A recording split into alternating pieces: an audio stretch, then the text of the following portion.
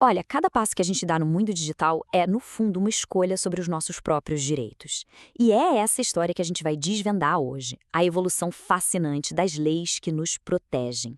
É uma jornada que vai muito além da tecnologia, ela molda a nossa liberdade. Para pensar um pouquinho no seu dia. O aplicativo de transporte que sabe exatamente o seu trajeto, a rede social que conhece todos os seus amigos, a loja online que parece adivinhar seu próximo desejo. Cada uma dessas ações gera um rastro de dados. Mas para onde tudo isso vai? E o mais importante, quem controla essa informação? É exatamente isso que a gente vai investigar agora. E antes da gente mergulhar de cabeça nessa história, um pedido rápido que nos ajuda demais. Se você curte o nosso trabalho, já deixa o seu like, segue o nosso canal e compartilha nas suas redes. Esse apoio de verdade faz toda a diferença para a gente continuar produzindo. Ok, vamos lá. A gente vive na chamada era do Big Data.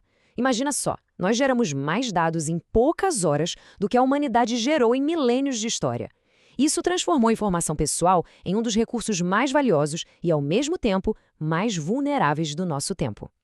Tá, mas o que é exatamente informação pessoal? A definição clássica que vem lá do Conselho da Europa é super ampla. Não é só seu nome ou seu endereço, não. Pensa na sua biometria, nas suas preferências online, na sua localização em tempo real, até em informações que são deduzidas sobre os seus hábitos. No fim das contas, é qualquer dado que, de alguma forma, aponta para alguém. E olha que interessante, lá em 1973, o jurista Stefano Rodotà já tinha sacado o ponto central de tudo isso.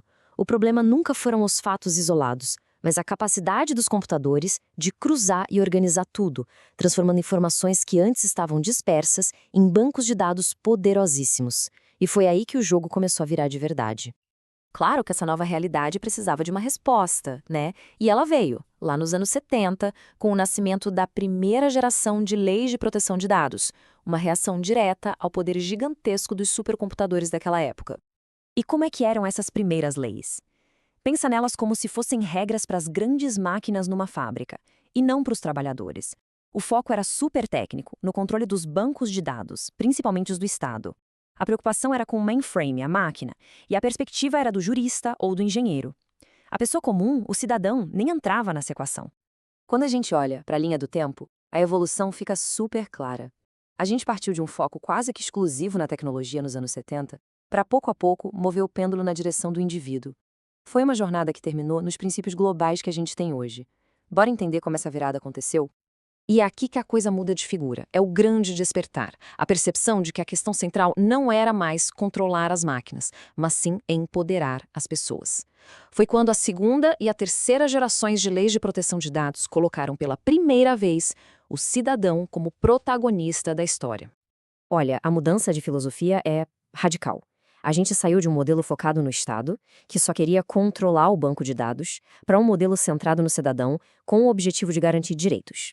A abordagem deixou de ser aquela coisa reativa, sabe? E passou a ser proativa, ampla, pensando em proteger o indivíduo de verdade.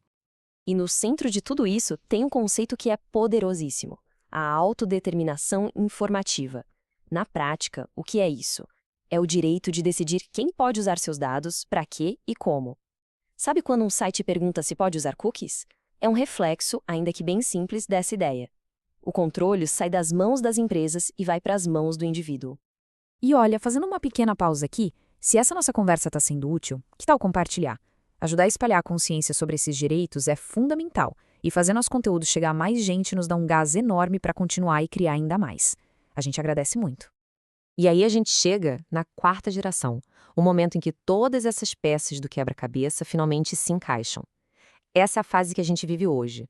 Depois de décadas de debates e evolução, o mundo finalmente chegou a um consenso sobre quais são os pilares da proteção de dados.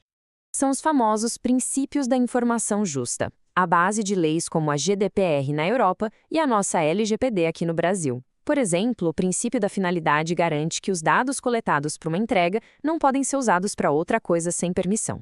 Já o livre acesso é o seu direito de chegar para uma empresa e perguntar: "Ei, quais dados vocês têm sobre mim?" São regras claras, sabe, para proteger quem mais importa, o cidadão. E o momento que foi um verdadeiro marco para consolidar esses princípios foi a Convenção de Estrasburgo.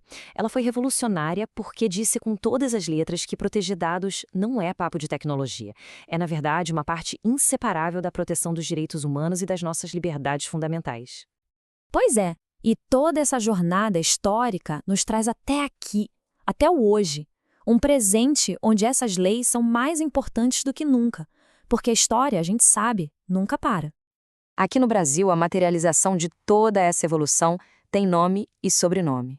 LGPD, a Lei Geral de Proteção de Dados. E ela não caiu do céu, não. Ela é herdeira direta daqueles princípios da informação justa que a gente viu.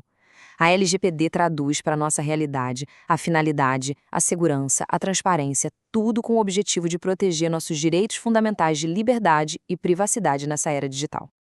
Isso tudo joga a gente para uma pergunta que é inevitável, né? Com o avanço da inteligência artificial generativa, com as interfaces que conectam cérebro e computador, como vai ser a quinta geração de leis? Que novos desafios e direitos vão precisar ser criados para proteger, quem sabe até, os nossos próprios pensamentos? Fica aí a reflexão.